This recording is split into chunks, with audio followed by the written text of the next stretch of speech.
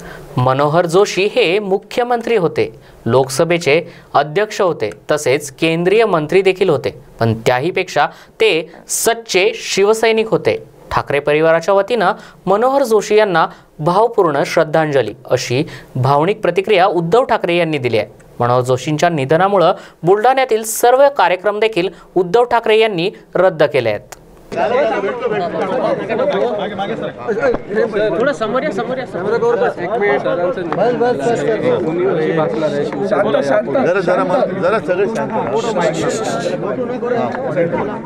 सरांचं आज निधन झालंय। पक्षाला एक मोठी अशी उणीव असणार आहे सरांची।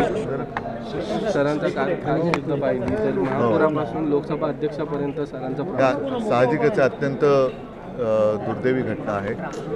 आता तुम्ही जे विचारलं बरोबर आहे। मनोहर जोशी मुख्यमंत्री होते, मनोहर जोशी लोकसभेचे अध्यक्ष होते, मनोहर जोशी केंद्रीय मंत्री होते, पण त्याहीपेक्षा ते एक सच्चा शिवसैनिक होते।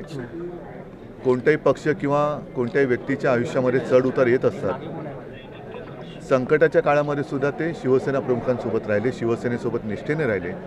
एवढंच नव्हे तर ज्या वेळेला शिवसेना प्रमुखांना अटक झाली होती बेळगाव कारवारच्या सीमा आंदोलनाच्या वेळेला, तेव्हा शिवसेना प्रमुखांसोबत मनोहर जोशी आणि दत्ताजी साळवी सुद्धा होते। एकूणच जीवाला जीव देणारे हे सगळे शिवसेना प्रमुखांचे निष्ठावान शिवसैनिक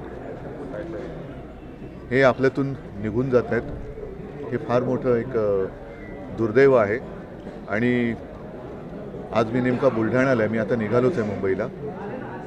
लवकरात लवकर मी पोहोचण्याचा प्रयत्न करतोय, पण पूर्ण शिवसेनेच्या वतीने, शिवसेना परिवाराच्या वतीने आणि साहजिकच आहे ठाकरे कुटुंबियांच्या वतीने मनोहर जोशीजींना मी भावपूर्ण श्रद्धांजली अर्पण करतो। कारण असे सगळे जीवाला जीव देणारे कार्यकर्ते त्याही वेळेला होते, आजही आहेत।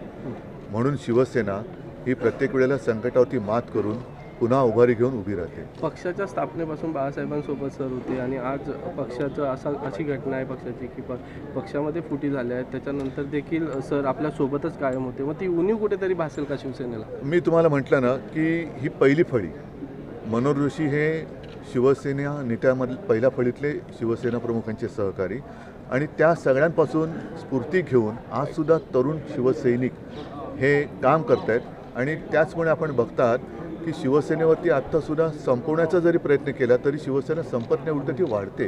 ह्याचं कारण ह्या सर्व तमाम नेत्यांनी जी आपल्या आयुष्याची महत्त्वाची वर्ष शिवसेना रुजवण्यासाठी वेचली, ती आता मुळं धरून पुन्हा शिवसेनेला उभारी देत आहेत। विकासाची दृष्टी होती त्यांच्याकडे, एक जसं मुंबई पुणे एक्सप्रेस हायवे असेल किंवा बघा, आता मला सगळ्या गोष्टी मी काही बोलू शकत नाही, कारण साहजिकच आहे हा एक